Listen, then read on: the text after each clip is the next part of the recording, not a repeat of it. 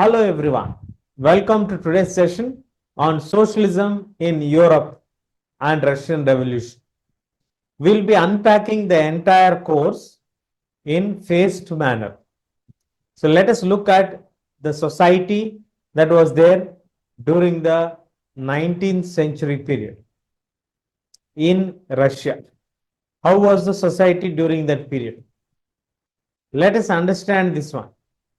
Let us quickly go through the PPT and understand how the society was there during that period. Does it have any influence of any other revolutions that happened during that period? Let me quickly share my PPT. Here we go.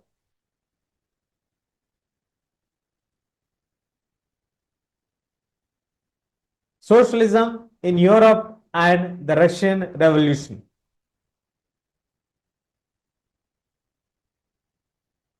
So first we will be uncovering the age of social change, and then we'll move to the next topic, the age of liberals, radicals and conservatives.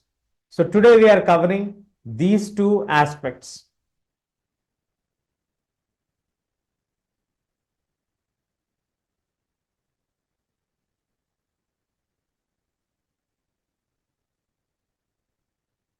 So before the society, how was the society during the 18th century period in France?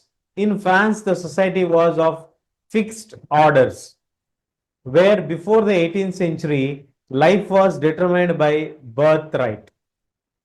Life was completely determined based on the estate you are born. That system is called old regime. There are two powerful players that existed during that period. That is the economic and social power were in the hands of the members of aristocracy and church, clergy. So they are known as nobles and clergy. You can see the representation here.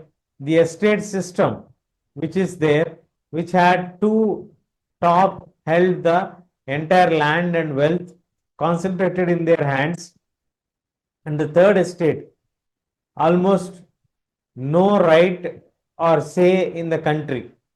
Now, when the system was like this, old, fixed, based on birth, this system got shifted, and the revolution proved that the divine right was not set in stone, and society could be redesigned based on logic and rights rather than birthright. So that's how the French Revolution has brought change. The spark, the French Revolution. The revolution did not just change the government, but it changed the imagination of the world. First, it created the human creation. Secondly, it discussed about the human rights, universal rights. And thirdly, the collective power. The social structures are not divine and permanent. They are built by people and can be dismantled by them.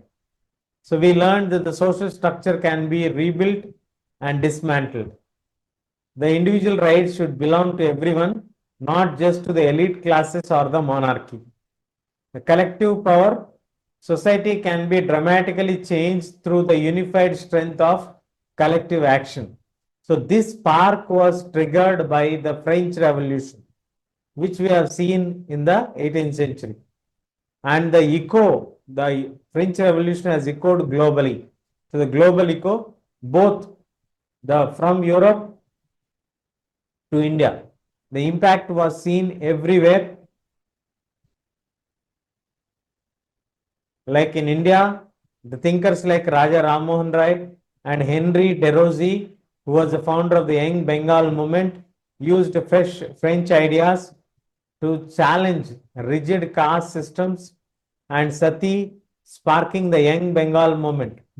Then the colonial loop, the global redesign, movements in Haiti and India reshaped the liberty, equality became more than a note. It became a global crusade against racism and foreign rule.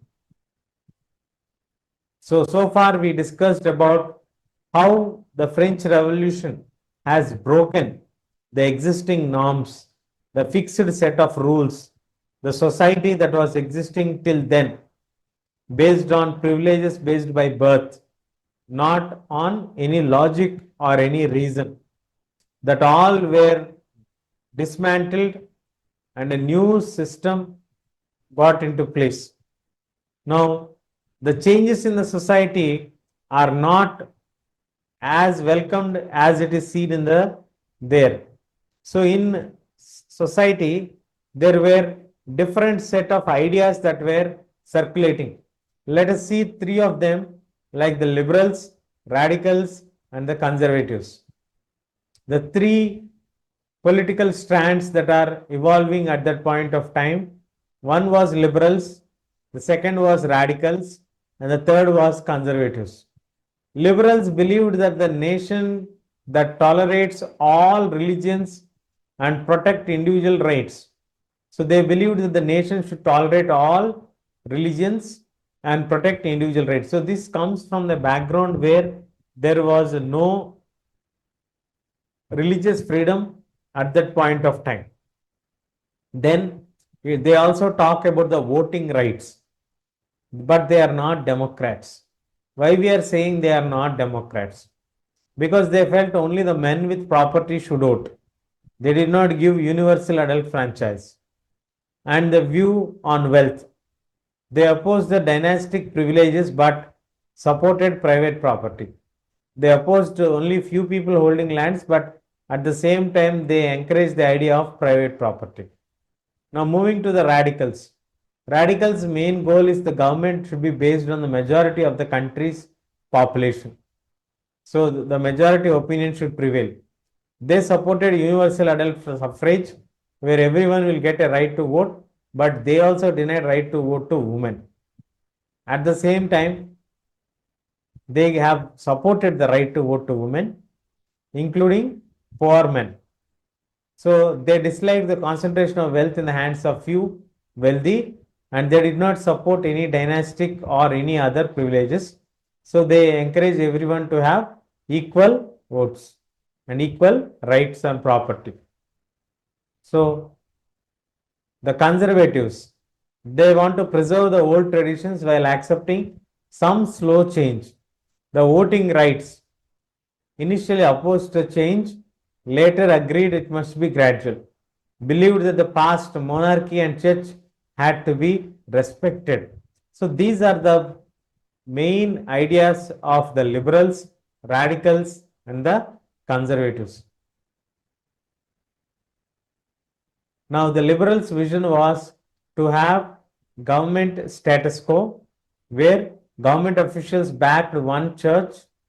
Britain supported the Church of England, while Austria and Spain backed the Catholic Church. So they want liberalism where all religions are tolerated. Liberals wanted a nation that tolerated all religions. They believed faith should not dictate a citizen's fundamental rights. So this was the liberals' vision of secularism. Guarding against the absolute power, the core belief was individual rights. They believed every person possesses inalienable rights that no government or monarch has the right or authority to revoke or diminish. The solution, limiting the power, pushed for an elected parliament and an independent judiciary to ensure that the law remained the highest authority of land. The elitist line. Why they were not Democrats? Because they rejected the universal adult franchise. They are fearing the uneducated masses. They preferred men with property. The men without property, they have given a clear stance no. And for women also, they have given a clear stance of no. That's why it is called the elitist setup. Now moving to the radicals. They are pushing for a total system reboot. The rule of the majority, where they argued that the government should reflect the will of the entire population, not just a small group of rich and nobles. The democratic difference. Unlike liberals, who favored property owners. Radicals sought authority derived from the will of the masses. They respected the masses and also they gave right to vote to women. So the evolution, if you look at the evolution, the liberals' main goal was parliamentary government, but voting men only with property. Radicals, government based on the majority opinion, universal suffrage. Conservatives, preserve church, monarchy, and traditional hierarchies, and accepted change must be gradual and not revolutionary. Coming to conservatism, conservatism from total resistance to survival. How the French Revolution forced the old guard to adopt or perish. So before the 18th century, there was a lot of rigidity that power belonged exclusively to the king, nobility, and the church. While the wake-up call in 1789, the French Revolution, the revolution proved that the entire social order could be flipped overnight, and accepting the gradual change became only way for the elites to ensure their survival. So in 1800s, the conservative philosophy adopted two main rules for change. One is respect for the past. Institutions like monarchy or the church provided the stability that holds society together, and gradualism, slow change, favored change through existing laws and traditions rather than rapid overhaul, and slow change allows people to adapt, preventing society from collapsing.